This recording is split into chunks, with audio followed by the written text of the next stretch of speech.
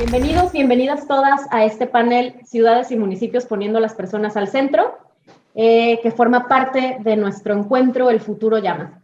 Estoy muy entusiasmada de compartir este panel con ustedes. Mi nombre es Tania Romero y me parece que es uno de los paneles más bonitos de los que vamos a estar trabajando en este encuentro. Estoy encantada de tener a estos tres invitadas e invitados estelares y espectaculares. Muchas gracias por aceptar nuestra invitación. Ciudades y Municipios poniendo a las personas al centro trata de cómo es que tendríamos que repensar nuestras ciudades y repensar nuestros municipios orientados hacia que verdaderamente funcionen a las personas.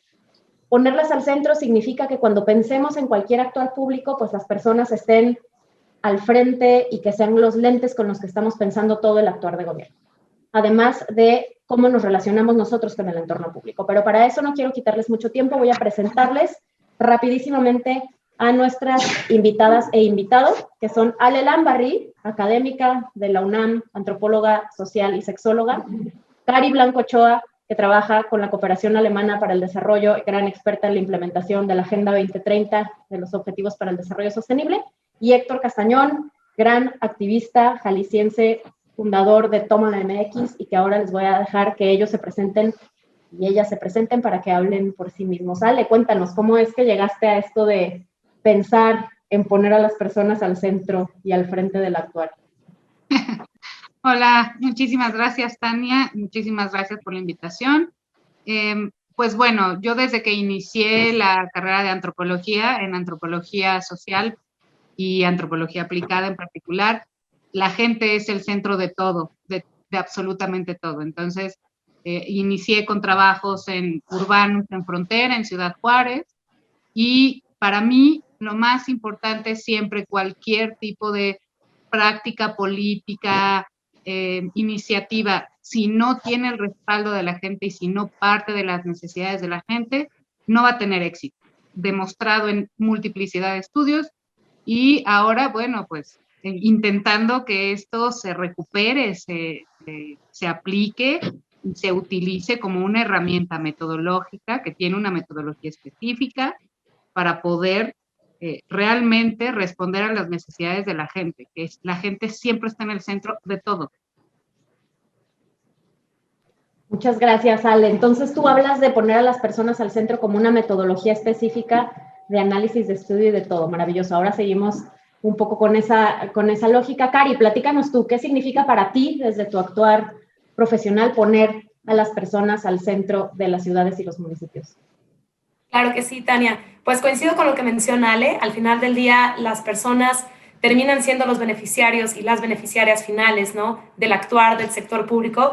Y en mi caso, justamente ya lo has mencionado hace un momento, trabajo justamente con la Agenda 2030, que es este nuevo paradigma de desarrollo, ¿no?, que habla de la indivisibilidad entre las tres dimensiones del desarrollo sostenible, pero de manera muy puntual habla de un principio rector que tiene en su seno nada más y nada menos que la lucha por el acceso a los derechos humanos al centro de este, ¿no? Es el principio de no dejar a nadie atrás, y en este sentido, este principio invita justamente a repensar la política pública desde estos lentes en que reconozcan los impactos diferenciados que esta puede tener, asumiendo que no podemos diseñar políticas públicas en ningún ámbito de gobierno que sean una camiseta de fuerza y que de alguna manera asuman que los impactos o que el diagnóstico no puede partir de una base común. Es relevantísimo que estas tengan un enfoque de género y que estas estén centradas justamente en la ciudadanía como beneficiarias y beneficiarios finales.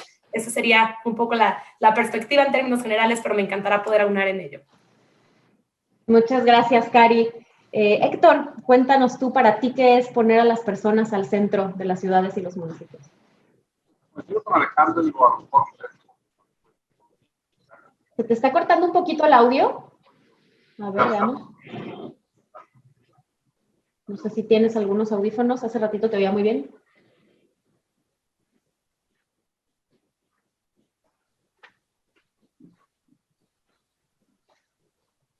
Pero bueno, en lo que llega Héctor, creo que podemos, o sea, tenemos dos lentes de análisis hasta ahora presentados.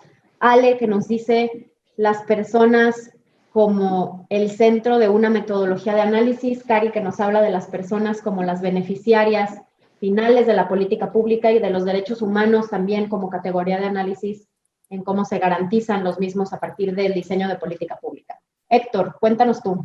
A ver si ya estoy. Pues bueno, yo me dedico a, digamos, lo que más trabajo, lo que más he trabajado es planeación y gestión del desarrollo. Y pues la formación que tenemos nos lleva a hacer un recorte del territorio y analizarlo desde muy lejos. Mi acercamiento a la antropología es precisamente para entender, justo como decían, que las personas y sus intereses son las que mueven todos los procesos, todas las dinámicas, ¿no?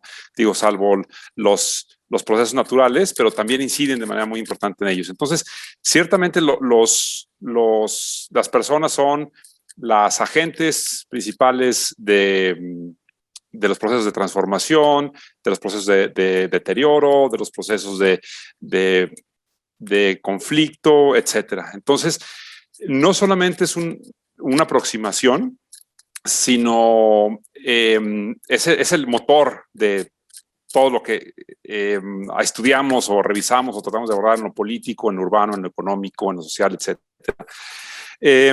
Y también justo es importante hacer una distinción en poner a las personas al centro como beneficiarias o como agentes, ¿no?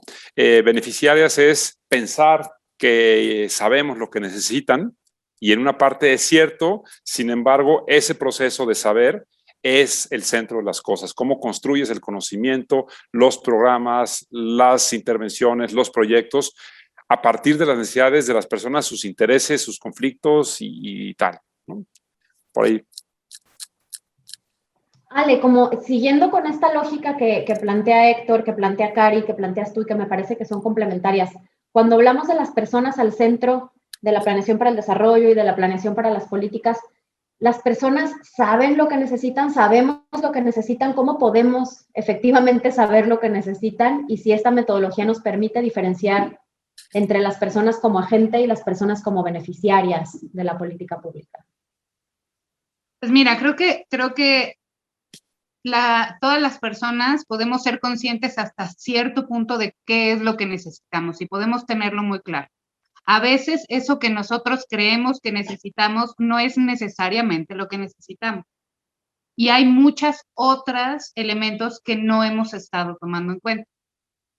¿Cómo poder resolver esto? Bueno, por eso la antropología, la sociología tienen unas metodologías específicas de participación que permite descubrir cuáles son las necesidades de un grupo más amplio. O sea, si vas con una persona tiene una necesidad clara, la otra tiene otra, y podemos encontrar 20 o 25 o 35 en una sola cuadra.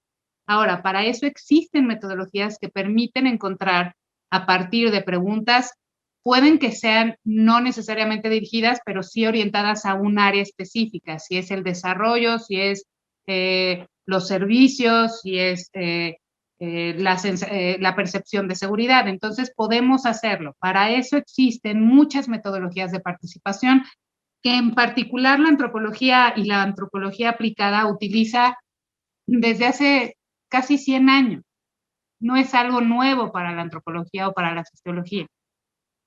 El asunto es que ha sido muy difícil para los académicos particularmente como hacer evidente a las autoridades que estos mecanismos de participación tienen una aportación de el insight de los grupos mucho más grande de los que ellos quisieran ver.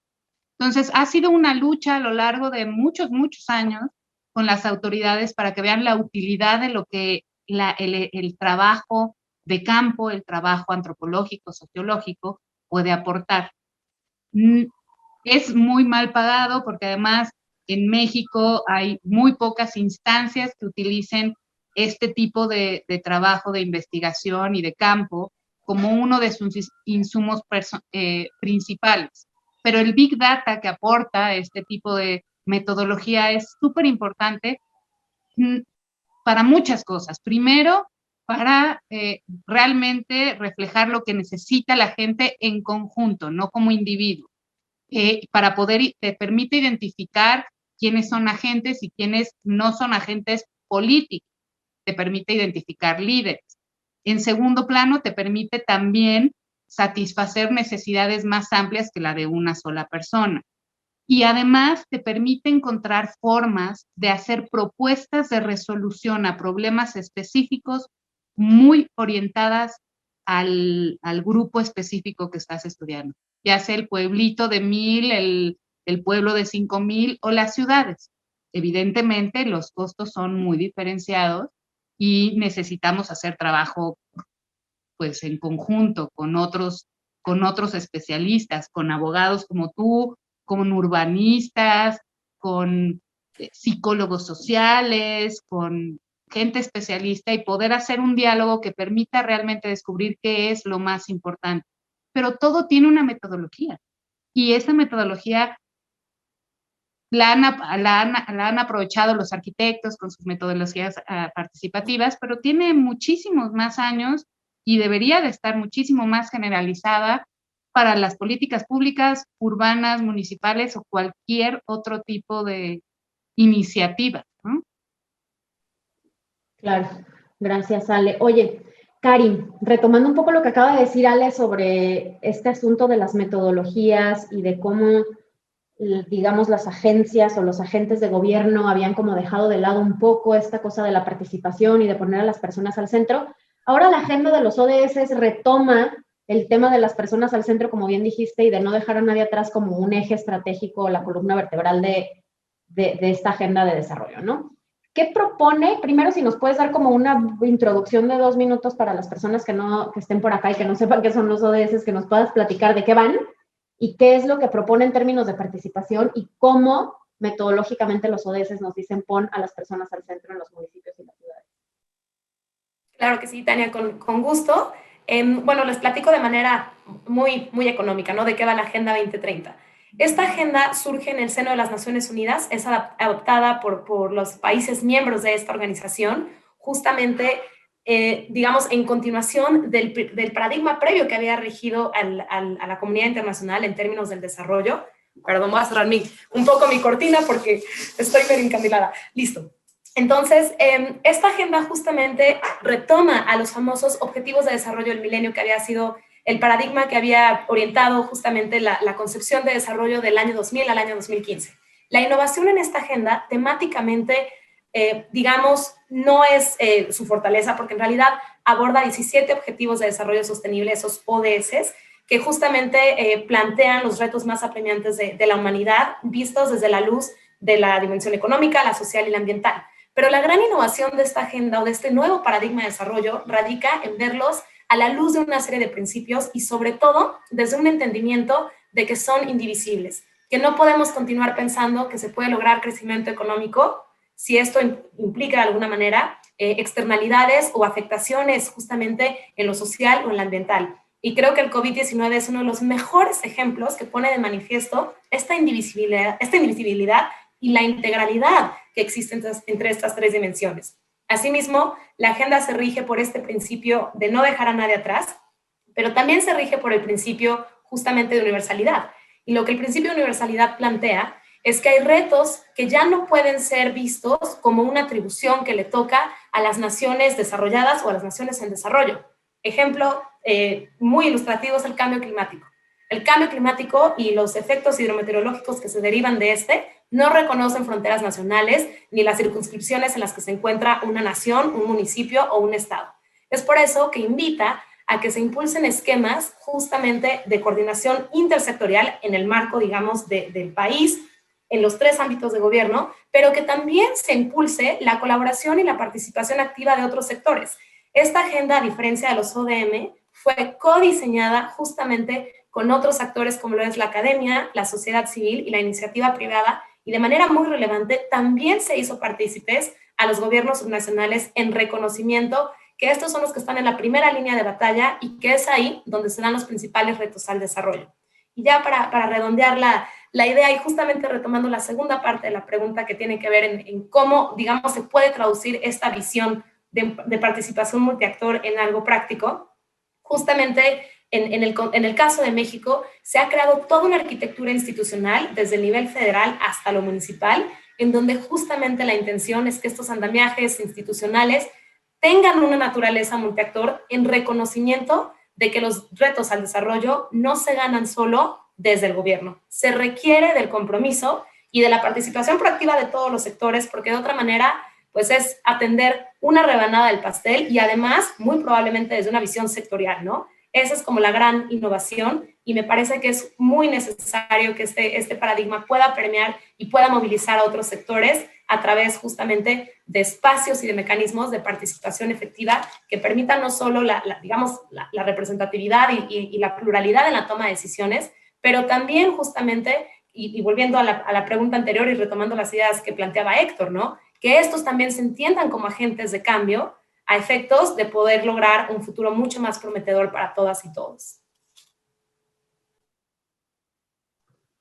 Súper. Héctor, no sé si quieras reaccionar. Yo pensaría acá, hablemos de escalas, ¿no?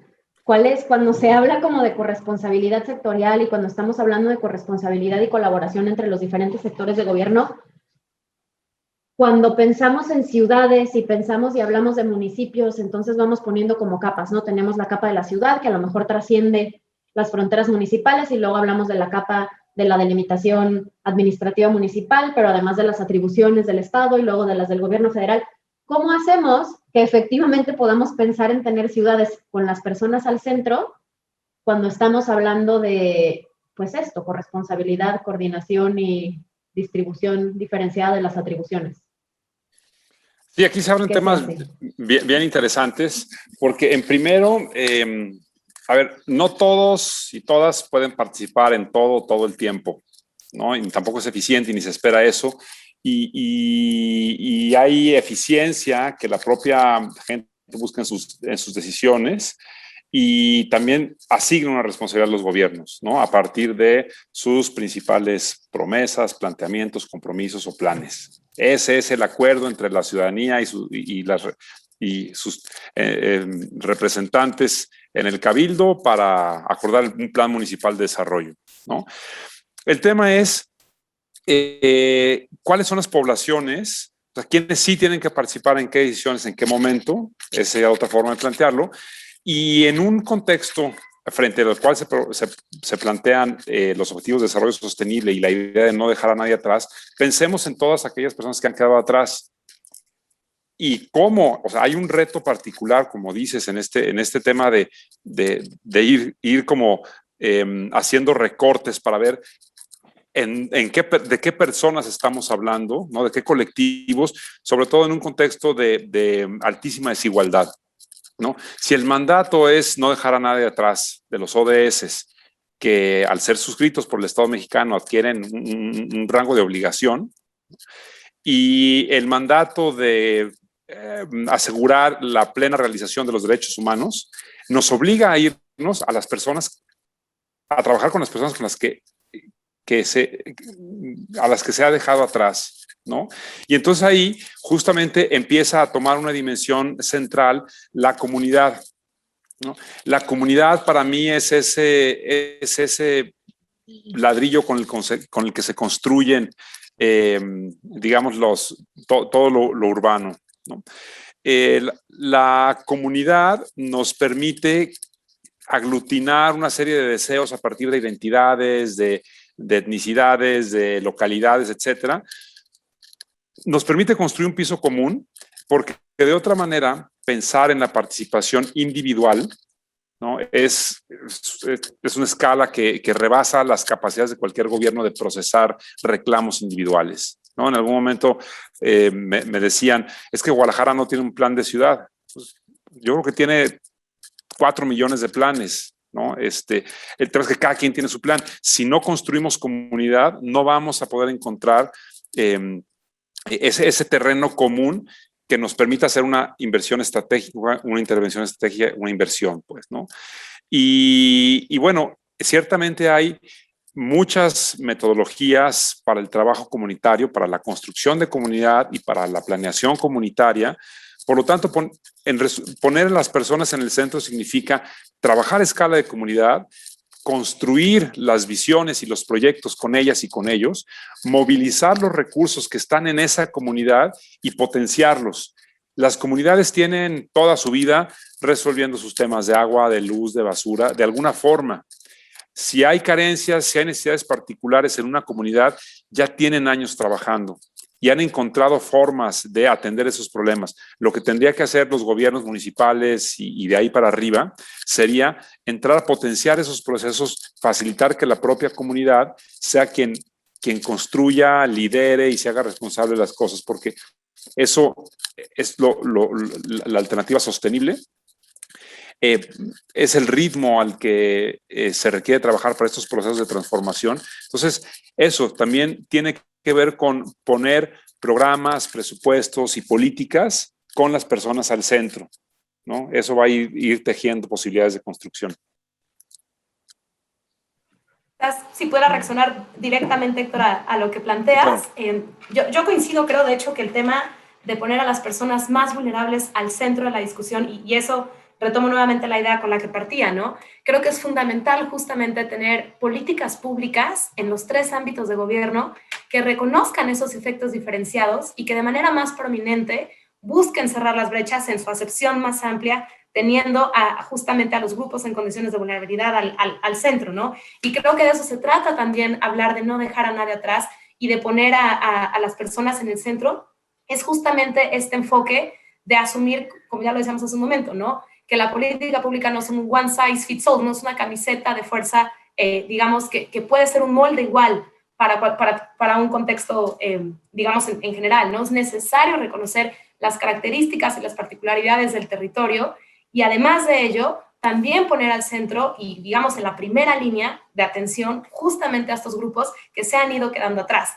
Y para poner un ejemplo práctico que me parece muy, muy ilustrativo y es una experiencia que hemos desarrollado desde la cooperación, justamente desde estos lentes de justicia fiscal, pensando en cómo podemos quizás fortalecer las oportunidades que tiene el federalismo fiscal mexicano desde la visión subnacional.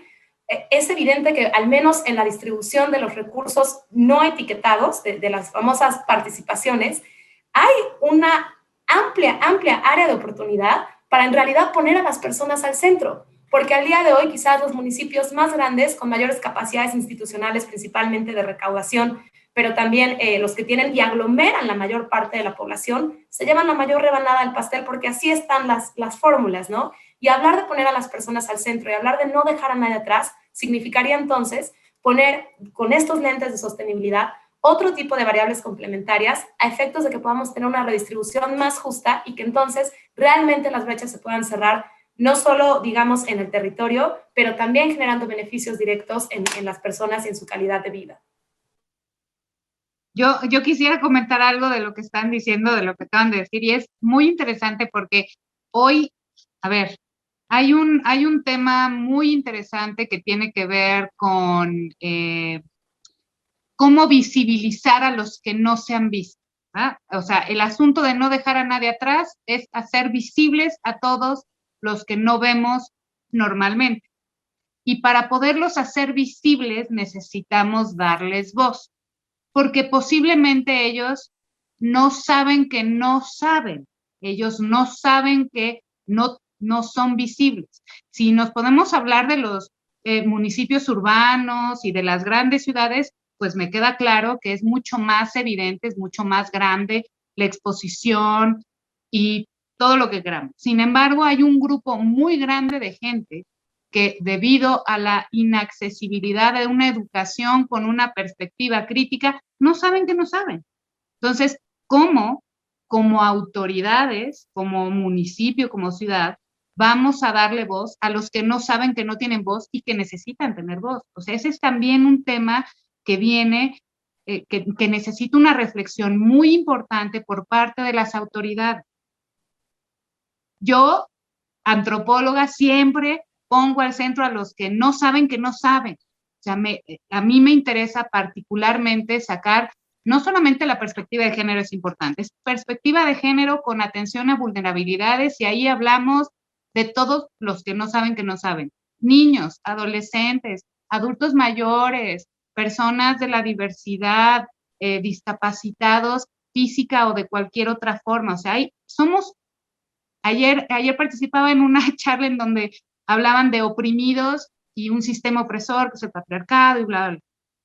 Si hiciéramos una suma estadística de todos aquellos que no son contemplados en primer lugar por las políticas públicas, seríamos muchos más, porque si sumas mujeres, adultos mayores, niños, jóvenes, a personas de la diversidad o discapacitados, superamos el 60% de la población. Entonces, tenemos que también darle voz a los que no saben, que no tienen voz, y buscar y encontrar las estrategias desde la autoridad, como autoridades políticas o ya sean municipales, estatales o federales, encontrar cómo alcanzar a todo este grupo. La academia ha hecho mucho, pero tristemente la academia se queda como en la academia y discuten y platican entre ellos todos, y pues en la academia tenemos unas reflexiones padrísimas. El asunto es cómo llevarlo a quien está haciendo política pública, a quien está teniendo de verdad injerencia en la realidad de todos, los que saben que no saben y de los que no saben que no saben. Y esta sí sería como para los tres, quien me quiera contestar. ¿Cómo? O sea, estamos hablando como de grandes conceptos, de metodologías, de darle voz a los que no saben que no saben, a los que saben que no saben, pero que sí quieren saber.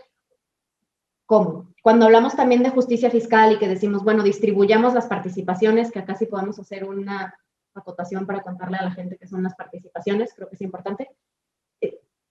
¿Cómo desde un municipio o desde una ciudad, considerando esto que ya platicó Héctor sobre cuáles son las distribuciones de las competencias y las atribuciones y las responsabilidades de cada uno, ¿no? Héctor, tú hablabas como de construir comunidad desde, pues como que los municipios tendrían que estar recuperando estas construcciones comunitarias para, pues un poco como coadyuvar, empujarlas. Quisiera como preguntarles a las tres personas, como Cari, ¿cómo fortalecemos la justicia fiscal y fortalecemos al municipio en términos de recursos? Héctor, ¿cómo ayudamos al municipio a que aterrice o a que ayude a empujar esta construcción comunitaria? Y Ale, ¿cómo le damos voz a los que no saben que no saben?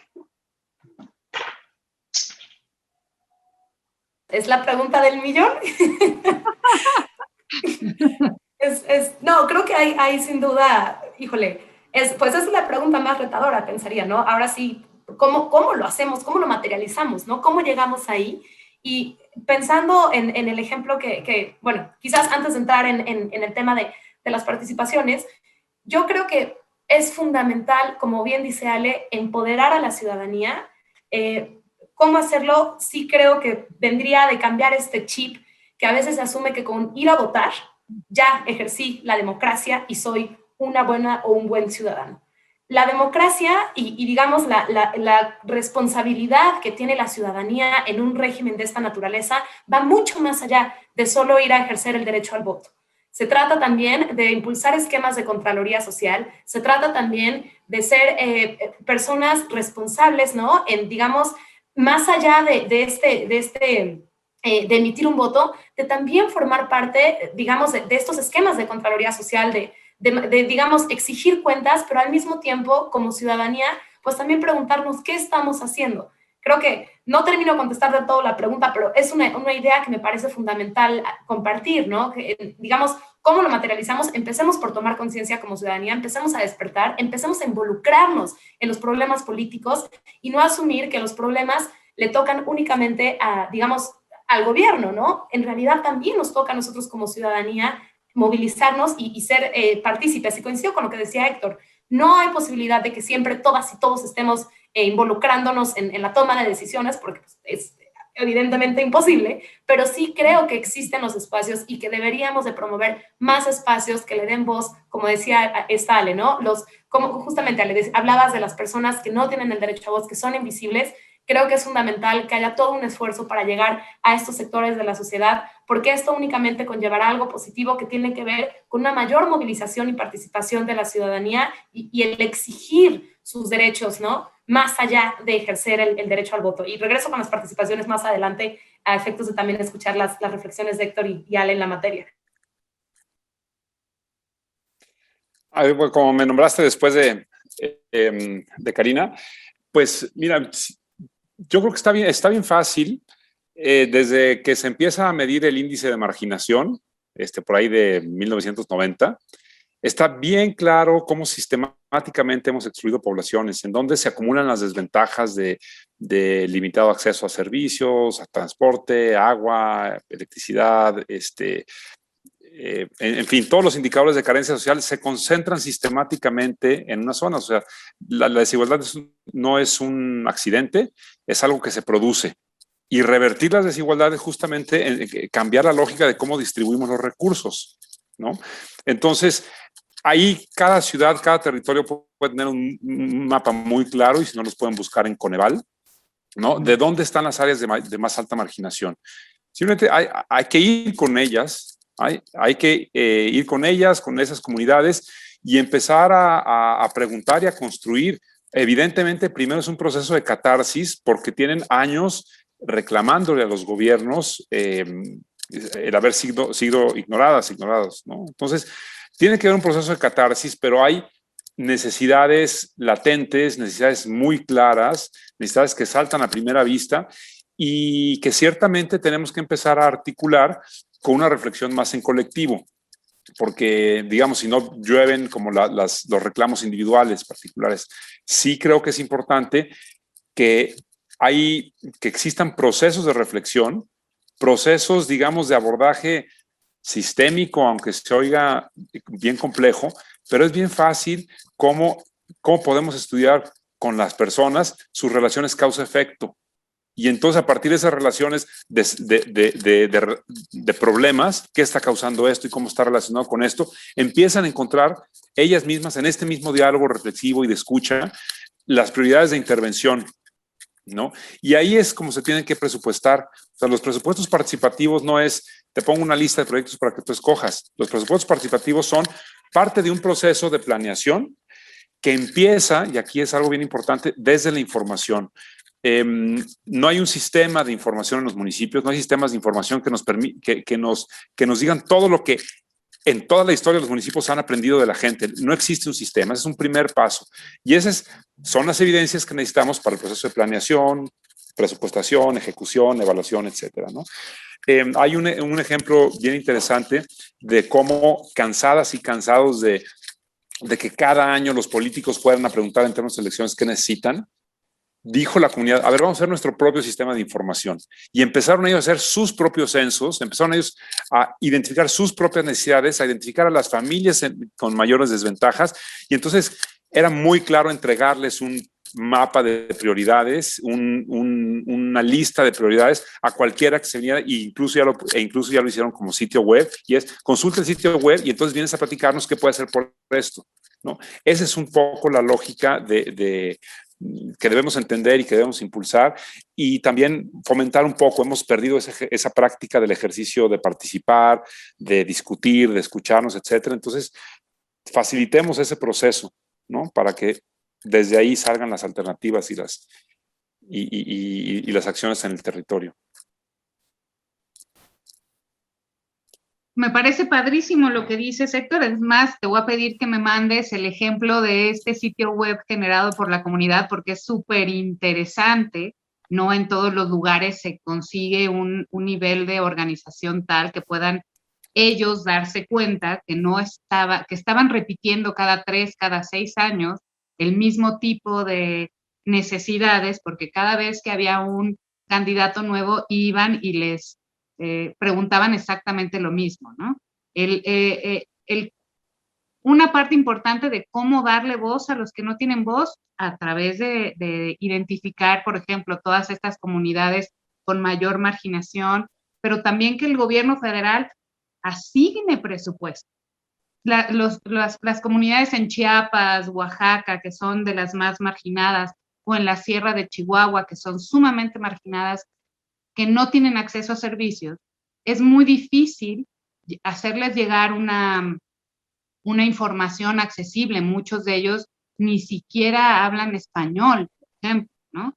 Comunidades increíblemente aisladas, con una exposición impresionante a sistemas está pasando un helicóptero, disculpen, que están expuestas a sistemas de violencia muy extensos y de larga data, en donde es mucho más difícil acceder. Pero particularmente, ¿cómo podríamos darle voz a los que no tienen voz? Mucha gente tenía una esperanza interesante en el gobierno de Obrador porque pensaba en la gente.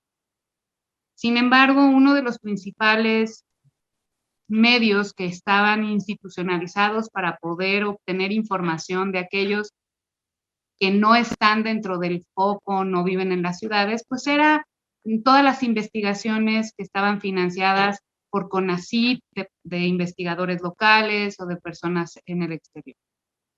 Si no le asignamos presupuesto a la investigación social, a la investigación que tiene un contacto directo con la gente, es mucho más difícil obtener información de quién realmente de quienes realmente necesitamos saber más, a quienes debemos atender más.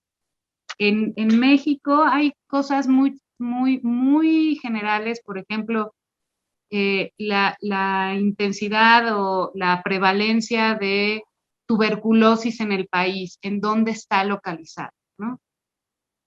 ¿Por qué en esas zonas, la Sierra de Chihuahua o en Oaxaca o en Chiapas, sigue habiendo una prevalencia alta de una enfermedad que es absoluta, total y completamente prevenible como la tuberculosis? ¿Por qué existe esto? Bueno, porque efectivamente, como mencionaba Héctor, son y están presentes en los municipios más marginados. Eso significa que reciben poco presupuesto, no solamente para salud, para todo. Y si además vemos que hay un elemento que tiene que ver con el presupuesto para la educación, para la formación, para la actualización del profesorado, es muy difícil alcanzar niveles críticos, una masa crítica de gente que tenga un cierto nivel de pensamiento reflexivo o crítico para poder alcanzar algo que me parece que es importantísimo, que es adquirir una conciencia política. Politizar las cosas, se le tiene como mucho miedo a, ay, ya se politizó tal tema o cual otro. Es importante que se publicite, que se haga político, que la gente adquiera una conciencia política. Hace poquito, hace 3 días, Judith Butler habló y dijo, no hay que tenerle miedo a la politización. Es importante que la gente adquiera una conciencia política para poder participar y adquirir el nivel de conciencia necesaria para luchar por tus derechos. Si no luchamos por nuestros derechos, no por arte de magia alguien va a venir a luchar por nuestros derechos. Entonces, es un tema que tiene que ver con formación, con educación, no solamente de conciencia de arriba para abajo, sino también de educación y conciencia de abajo para arriba. O sea, viene por los dos lados.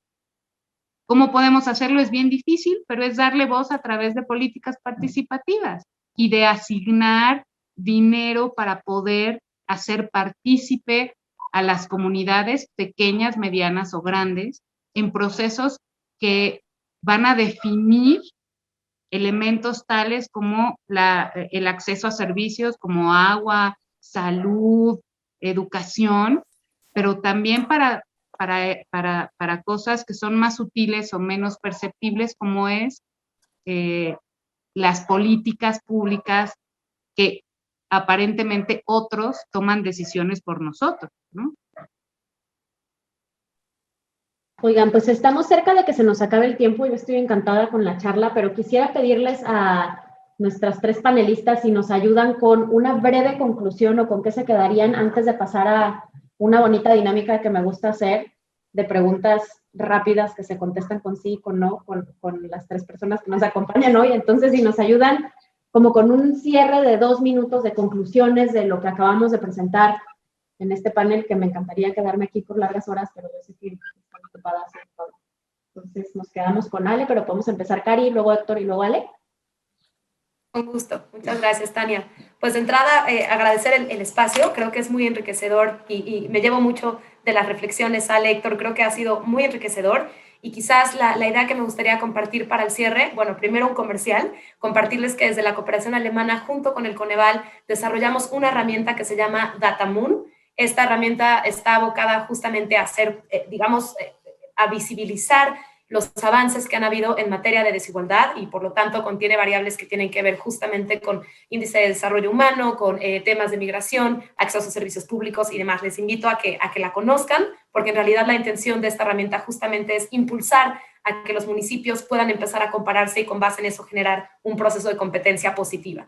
Por otro lado, y me encanta traer esto a Coalición, porque creo que ahora en tiempos de COVID, pues los recursos de por sí son finitos, ahora son escasos, ¿no? Y creo que las desigualdades estructurales que existen en el contexto mexicano se han exacerbado, los impactos han ido mucho más allá de salud y han tenido implicaciones de carácter socioeconómico, y sí creo, verdaderamente soy una convencida, que la adopción del paradigma de desarrollo sostenible, más allá de lo etéreo romántico que pueda sonar la Agenda 2030, en realidad es una invitación a repensar cómo estamos haciendo las cosas, a pensar en políticas públicas mucho más integrales, de largo plazo, que esto quiere decir con una perspectiva de justicia transgeneracional y pensar que lo que hagamos hoy tendrá afectaciones en el día de mañana y en los años por venir. Y justamente eso plantea la definición de desarrollo sostenible, ¿no?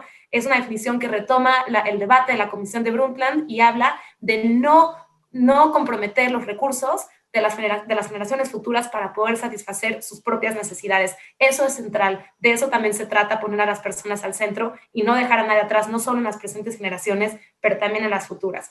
Y por último, también se hace este llamado, digamos, desde la cooperación internacional, a que la Agenda 2030 sea la hoja de ruta que oriente la reconstrucción de nuestras sociedades, ¿no? Que oriente no solo el diseño de la política pública y, digamos, estos esfuerzos por poner a las personas al centro, pero que también nos permita pensar en un mejor mañana, una sociedad mucho más humana, mucho más justa y mucho más sostenible, a efectos justamente que podamos gozar de condiciones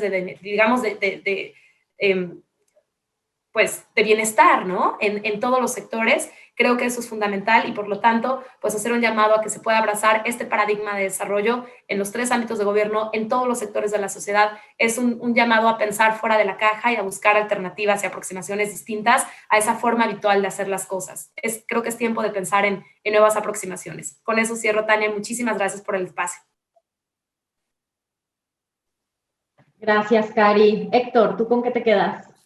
Pues, a ver, primero con que las personas mueven todo aquello que queremos resolver con la política es movido por personas, ¿no? Y bueno, y las fuerzas de la naturaleza, repito.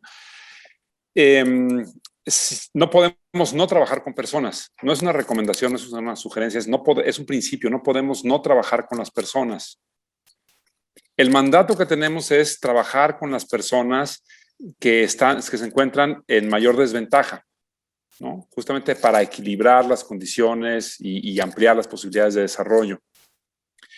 Existen mecanismos, metodologías muy desarrolladas de diagnóstico participativo, de diseño participativo, de planeación participativa, presupuestación participativa, etcétera. O sea, ya son herramientas que tenemos a la mano. Y es importante también entender que no partimos de cero. La comunidad tiene años impulsando, aunque sea muy precariamente, sus propios procesos, y potenciar esos procesos es lo que mayor posibilidad de éxito tiene, porque ya tiene apropiación, ya tiene un sentido, ya tiene aliadas para empezar, ¿no? Entonces es muy conveniente además. Conveniente, efectivamente. Ale, ¿tú con qué te quedas? Bueno, pues antes que todo, pues muchas gracias. Realmente es muy interesante ver cómo hay mucha gente que sabe, que está interesada y que participa activamente desde nuestra pequeña trinchera en la que estamos, ¿no? Creo que mucho de lo que dijo Héctor lo repetiría yo, o sea, no podemos trabajar sin las personas, porque además es para las personas. El trabajo que hacemos como planeadores, como autoridades, es para las personas. Y sin las personas, ese espacio que estamos diseñando no es nada. Esa política que estamos diseñando no es nada. Entonces, si siempre las personas son el centro de la información, de la vivencia, de la experiencia y de las necesidades. Y si no las tomamos en cuenta, cosa que armemos, política, plan, lo que quieras, no va a funcionar porque no hay apropiación. Y si ya tienen trabajo previo hecho antes, de manera organizada o no, pero lo hay, si no los tomamos en cuenta, todo lo que propongamos no va a tener ningún éxito. Entonces, tenemos que trabajar con ellos y para ellos y hacer comunidad, hacer una comunidad no solamente entre ellos, sino ellos con las autoridades, con quienes tienen que diseñar para ellos. Hay un nuevo concepto que me fascina y es que creo que en el centro del trabajo con la gente es pensar en que siempre debemos trabajar buscando una equidad radical. No solamente los grupos en el poder o clases medias, sino para todos los que no se han tomado en cuenta.